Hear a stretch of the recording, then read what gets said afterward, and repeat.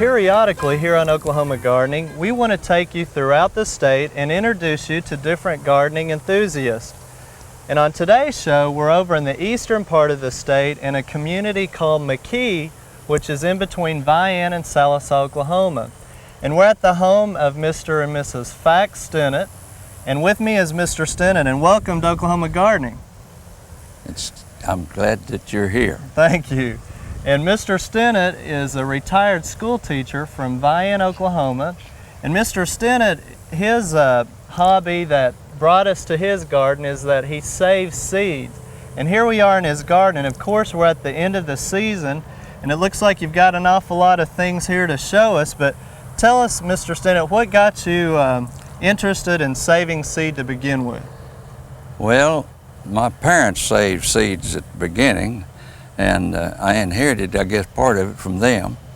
But I saw in the Muskogee Daily Phoenix an advertisement or an article about the Seed Saver Exchange that had been organized in the nation. And I corresponded with them in 1978, and I've been at it ever since. Ever since. Yeah. Now, you were actually saving seed before you joined that group. Yeah.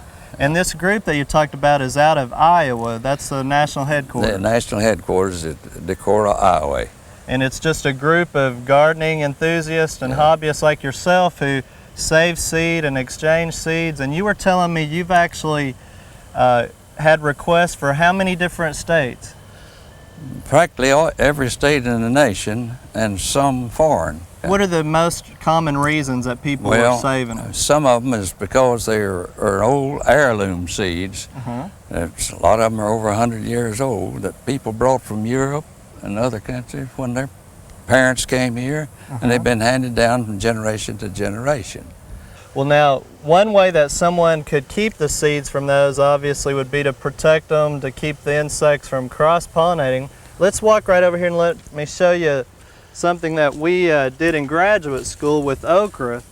You'll see there's different blossoms here. We've got one that's pretty much open and full bloom. And then we've got one here that's already been pollinated that has dried up. And okra by itself with no other varieties really won't cross. But if you had some other varieties, one little technique is to find a flower bud that hasn't opened yet, like this one. And you can cover it with pantyhose or any kind of little protective covering. But another thing is just to stick a clothespin right on the end of that, and it will never open up, but it will still pollinate. And then after it's pollinated, the flower will fall off. And then we just let them grow on out like this, don't we? And let them dry up till they harden up on us and collect the seed. And now, Mr. Stinnett, let's go over and collect some of your tomatoes so we can show how to extract that seed. Yes.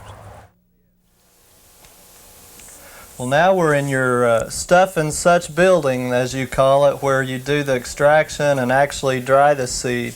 And I guess the first step is you've just actually cut the tomato open and squeeze the pulp in a glass here. Yes, squeeze that in there, and it's better to wait 2 days or 3, and then pour off the scum that will form on top, and all the good seeds will settle to the bottom. And that actually helps break down the gel coating around the seeds during this process. And has an action on diseases that sometimes helps also. Okay. And now after you've scraped that water off and everything, you're just pouring them out on this paper you've got to let them dry. But you wash them first, I guess. You wash them, you pour water in there and pour it off until it looks like this. And then you pour this water off and take the seeds and spread them out. Be sure you label it so you won't get mixed up, and let them dry in the summertime for as much as 5 to 10 days.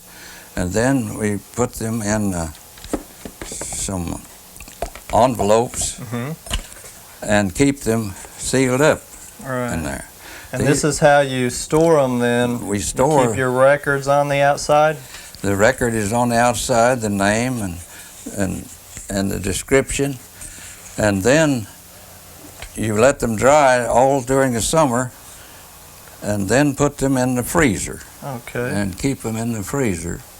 And you want to try to get as close to airtight container as you can get. Airtight.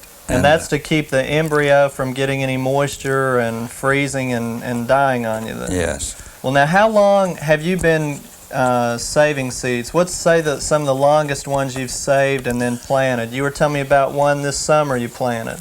Well, I had some seeds in here that I bought in '73, and I planted them this summer, and they did real well. The old-time Rutgers. Right. And then I had some other seed that I'd been saving since '81. Okay.